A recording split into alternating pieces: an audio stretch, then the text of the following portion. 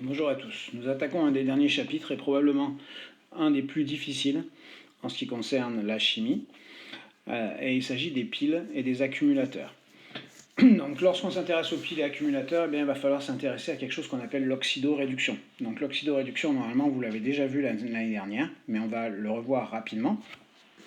C'est quelque chose qui va vous poser problème généralement, puisque c'est encore des équations, et ces équations sont un petit peu plus complexes que ce qu'il en est pour l'acide base. Donc il va falloir s'accrocher un petit peu ici et être méthodique dans votre façon de faire.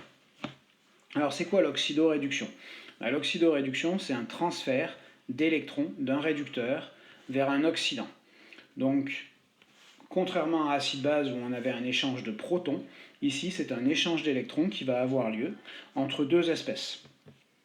Pour acide-base, on avait l'acide qui donnait un proton H+, à une base. Et bien dans le cas de l'oxydoréduction, c'est un réducteur qui va donner un électron à, ou plusieurs d'ailleurs, à un oxydant. Donc automatiquement, on va comprendre ici qu'un réducteur, c'est une espèce capable de donner un ou plusieurs électrons, tandis qu'un oxydant, lui, va être une espèce qui va recevoir un ou plusieurs électrons. Alors, on va du coup avoir, comme on avait un couple acide-base, on va avoir un couple oxydant-réducteur. Donc on va noter OX-RED, comme ceci, par les deux espèces qui sont conjuguées, c'est-à-dire qui se transforment l'un en l'autre selon une demi-équation. Cette demi-équation, elle est toujours sous cette forme-là. L'oxydant se trouve à gauche, le réducteur se trouve à droite. L'oxydant étant une espèce susceptible de recevoir des électrons, on va lui rajouter des électrons. Et ensuite, en fonction des besoins, on peut rajouter soit de l'eau, soit des ions H+. Et on verra ça dans les exemples. Alors, quelques oxydants, beaucoup de cations métalliques, donc tels que Na+, Cu2+, Fe2+, etc.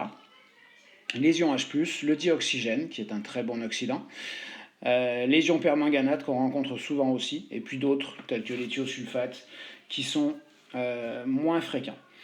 Les réducteurs, ce sont généralement les métaux, le cuivre, le fer, etc. Le dihydrogène, l'eau, les ions manganèse, et puis quelques ions sulfates aussi ici. Alors, quelques couples oxydants-réducteurs par exemple, on a Ag+, Ag, Pb2+, Pb, Fe3+, Fe.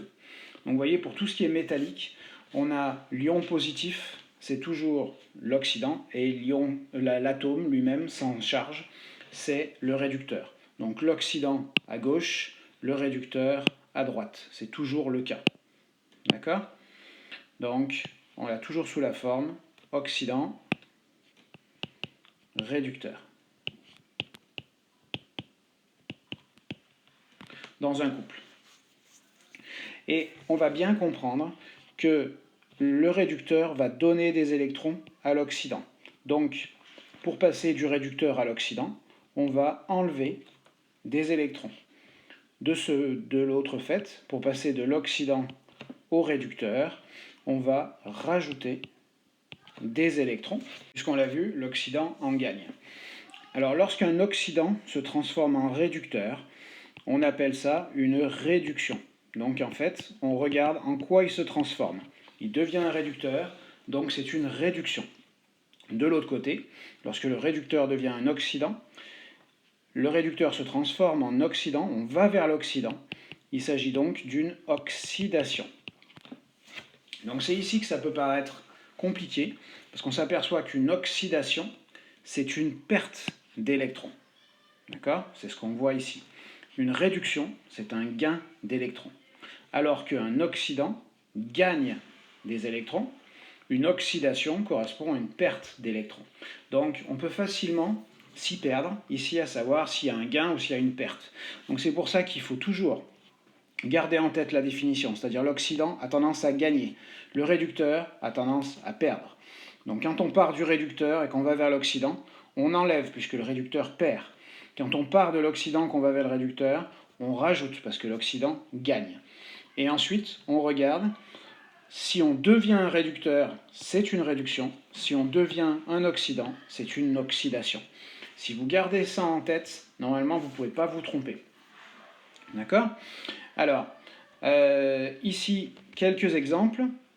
Donc ici, si on prend le couple AG plus AG, par exemple, qu'on écrit la demi-équation, ça nous fait l'oxydant à gauche, le réducteur à droite, et ici, on doit rajouter des électrons. On doit s'assurer que le nombre de charges de chaque côté est le même. Ici, on a un plus et un moins, ça fait donc neutre, et de ce côté-là, on est neutre, donc c'est bon. Si on prend un exemple un tout petit peu plus compliqué, par exemple Pb2+, l'oxydant à gauche, le réducteur à droite, on rajoute les électrons. Quand on fait le bilan ici, 2 charges positives plus une négative, ça fait 1 plus, on a 0 de l'autre côté, donc ça ne va pas. Il va donc falloir prendre 2 électrons pour que ça corresponde. Donc ici, l'équation est équilibrée, on a bien 2 plus et 2 moins, ce qui va faire 0, et ce qui correspond bien à ce qu'on a à droite. Pour l'oxyde de plomb, PbO2, Pb2+. Voilà, c'est un petit peu plus compliqué. Donc, on place l'oxydant à droite, le réducteur à gauche. Alors, vous voyez, cette fois, on n'a plus cette règle qui dit que celui qui a une charge est l'oxydant, et celui qui n'en a pas est le réducteur. Ici, ce n'est plus vrai. C'est vrai que pour les couples métalliques simples comme ceux-là. Alors ici, je vais du coup rajouter les électrons. Je sais qu'il m'en faudra. Mais ici, je me retrouve face à un problème, puisque j'ai du dioxygène, enfin j'ai de l'oxygène à gauche, ici, j'en ai pas à droite. Donc pour rajouter de l'oxygène, c'est ce que j'avais mis ici, vous voyez, l'optionnel à droite, c'est de rajouter de l'eau. Donc c'est ce que l'on va faire. Donc je vais rajouter ici de l'eau. Donc pour ça, je rajoute H2O. Je vois qu'à gauche, ici, j'ai 2 oxygènes, donc il m'en faut 2 à droite. Ici, je n'en ai qu'un. Je vais donc mettre un 2 devant le H2O pour avoir mes 2 oxygènes. Le problème maintenant, c'est que j'ai rajouté des hydrogènes à droite, ici, 2 fois 2, c'est-à-dire 4, et je n'en ai pas à gauche. Donc on va considérer le fait qu'on est en milieu acide. Là encore, on utilise la deuxième possibilité qui est ici, qui nous dit que je peux rajouter des ions H+, si j'en ai besoin. Donc, je vais le faire. Je rajoute des ions H+. Je sais qu'à droite, j'ai au total 4 H, donc je vais rajouter 4 H plus à gauche. Une fois que j'ai fait ça, donc au niveau des plombs, j'aurais dû le vérifier avant, mais je ne l'ai pas fait. J'étais bon, j'avais bien un plomb à gauche, un plomb à droite. Maintenant, il faut juste que je regarde les charges. Si je fais le bilan à droite ici, j'ai 2 charges positives. Si je fais le bilan à gauche ici, j'ai 4 positifs plus 1 négatif. Donc 1 moins ici, plus 4 plus ici, ce qui me fait un total de 3 plus. Ça ne va pas, il me faut 2 plus. Donc pour arriver à 2 plus, eh bien, il va falloir que je place 2 électrons. Donc je vais enlever le 1 et mettre un 2. Et pour avoir 2 électrons, je vais placer un 2 ici. Et cette équation est maintenant équilibrée. J'ai bien 2 charges positives à gauche, 2 charges positives à droite. Donc là, vous voyez que ça peut rapidement se compliquer un petit peu au niveau de l'équation électronique, la demi-équation électronique entre l'oxydant et le réducteur. Ça ne peut pas être plus compliqué que ça. La seule chose qu'on peut rajouter, c'est soit de l'eau à droite, soit des H+ à gauche, ou les deux. Voilà, c'est les seules choses. Voilà, alors on utilise pour ça la méthode Zoé, qui est ici. La méthode Zoé qui nous dit qu'on commence d'abord par les Z, c'est-à-dire les autres atomes, d'accord? Ensuite, donc, tous les atomes qui constituent les molécules. Ensuite, on passe à l'oxygène, et là on rajoute éventuellement des H2O. Ensuite, on passe à l'hydrogène, et là on rajoute éventuellement des H, et on finit par les électrons. D'accord? Donc ça nous donne l'ordre, ce Zoé. Donc je commence ici par le plomb, Pb. Ensuite, je fais les oxygènes, l'eau, je rajoute de l'eau. Ensuite, j'ai fait les hydrogènes en rajoutant les H+. Et enfin, j'ai fait les électrons en rajoutant les électrons ici.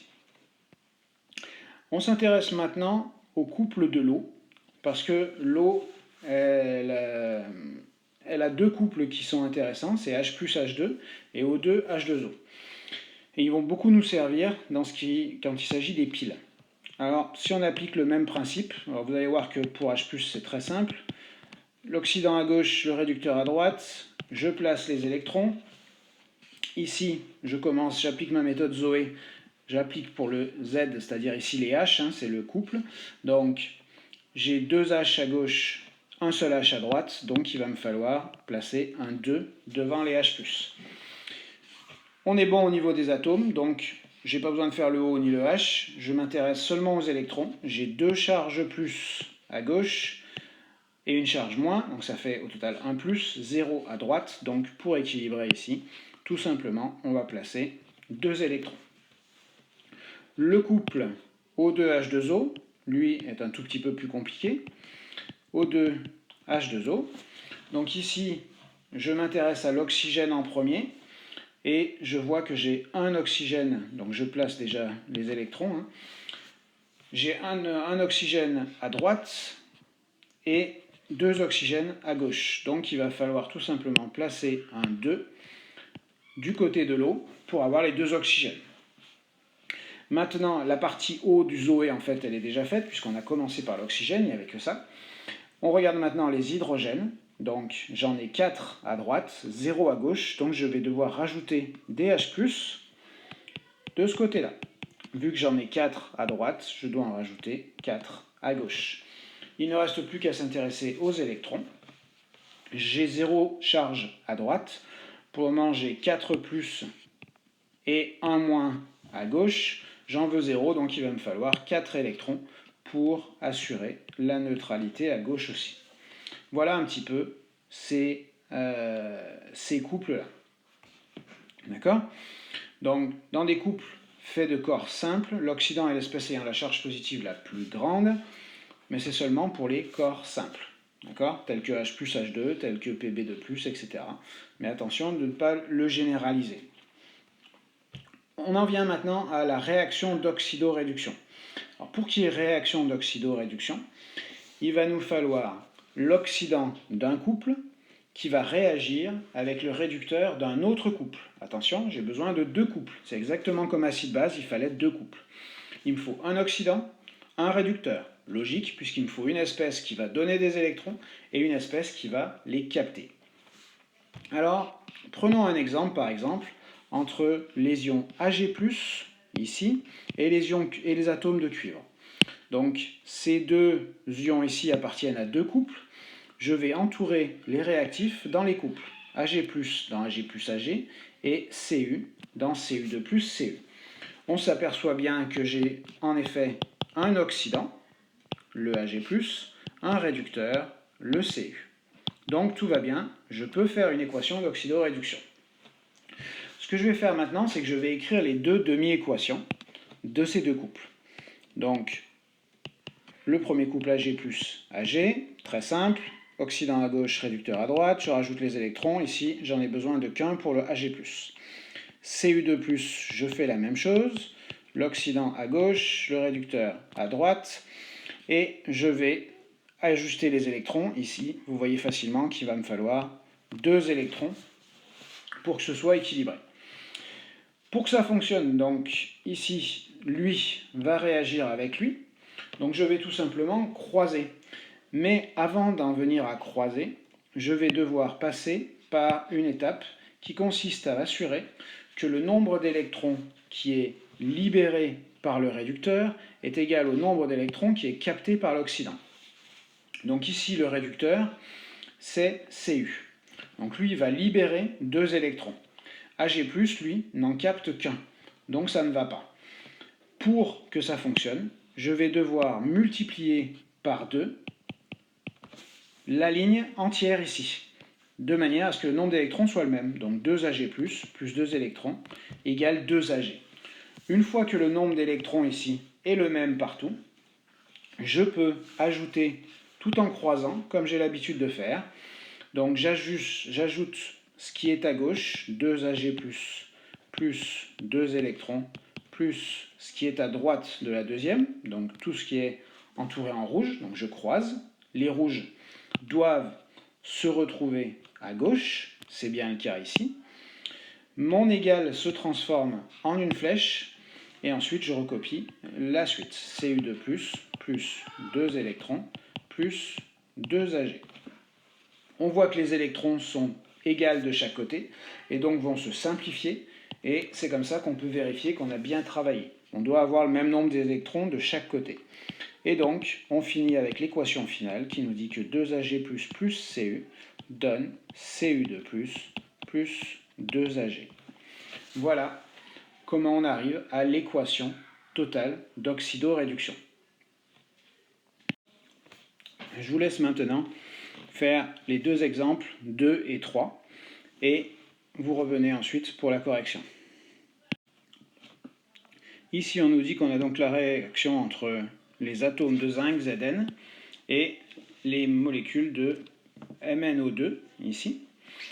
Donc, on voit bien que Zn, dans ce couple, c'est le réducteur, il est à droite, et dans ce couple-là, MnO2, c'est l'oxydant qui est à gauche. Donc, on a bien un oxydant, un réducteur, la réaction va pouvoir avoir lieu. J'ai écrit les deux demi-équations, donc ici, la seule chose que j'ai dû faire, c'est placer un 2 pour le nombre d'électrons sur Zn. Pour MnO2 avec MnOOH, ce qui veut dire 1 Mn, 2 O et 1 H, c'est juste une façon de l'écrire. Donc j'ai bien le bon nombre de Mn à gauche et à droite, 1.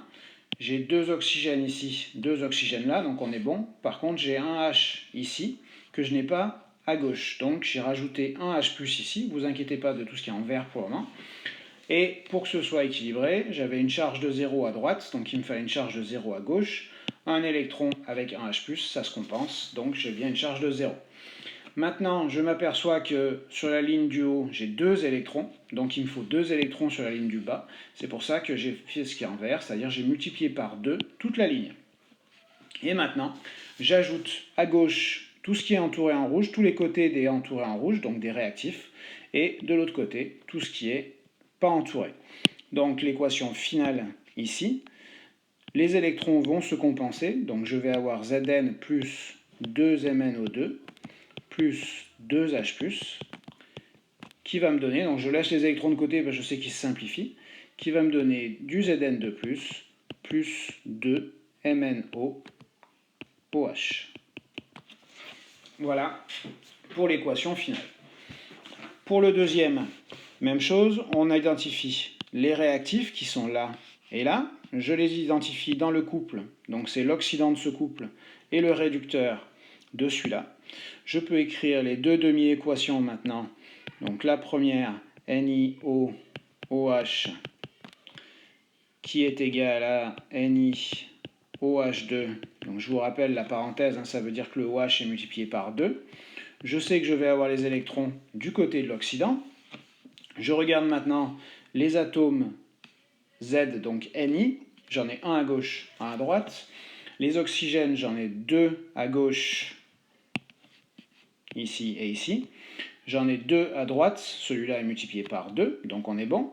Au niveau des hydrogènes, j'en ai un ici et j'en ai 2 à droite. Donc il m'en manque un à gauche. Donc de ce fait-là, je vais devoir rajouter un H+.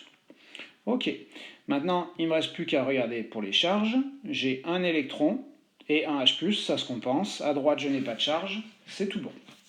On passe au deuxième couple. Donc l'oxydant, c'est CdOH2. De l'autre côté, on a Cd. Je sais que je vais avoir des électrons de ce côté-là. Au niveau des cadmium Cd, j'en ai un à gauche, un à droite, donc c'est bon. Ensuite, j'ai 2 oxygènes à gauche, j'en ai pas à droite, donc je vais devoir rajouter 2 molécules d'eau pour compenser. J'ai maintenant 4 hydrogènes à droite, je n'en ai que 2 à gauche, donc il va falloir que j'en rajoute 2 de plus. Okay, donc vous avez bien vu, 7 hydrogènes multipliés par 2, ça fait 2 hydrogènes là, plus les 2, ça fait bien 4, ce qui correspond aux 4 qui sont ici. Il ne reste plus que les électrons, donc ici, j'ai à droite, je n'ai aucune charge, à gauche, j'ai 2 plus et 1 moins, donc pour que ce soit aucune charge, il me faudra 2 moins. Avant de pouvoir passer au final, on va faire deux petites choses. Tout d'abord, entourer les réactifs, le cadmium et celui-là ici, l'espèce du nickel, donc un à gauche, un à droite, tout à fait logique. Et je regarde au niveau des électrons, je vois que la ligne du haut, je n'ai qu'un électron, alors que la ligne du bas, j'en ai deux. Je vais donc devoir multiplier par 2 la ligne d'en haut. Donc je multiplie tout par 2 ici. 2, 2, 2, 2. Et maintenant, en laissant les électrons de côté, j'ai plus qu'à rajouter tout ce qui est tout d'abord du côté des entourés en rouge, en croisant, puis ensuite les autres. Donc ça me fait 2NiO OH plus 2H plus CD donne 2Ni OH2 plus CD OH2 plus 2H+. Voilà pour l'équation finale ici. Ok? Donc je vais vous laisser vous entraîner là-dessus. Refaites-les jusqu'à ce que ce soit clair, que ce soit évident, que vous y arriviez bien. Et puis, je ferai une prochaine vidéo ensuite sur les piles qui va utiliser donc toutes ces notions-là.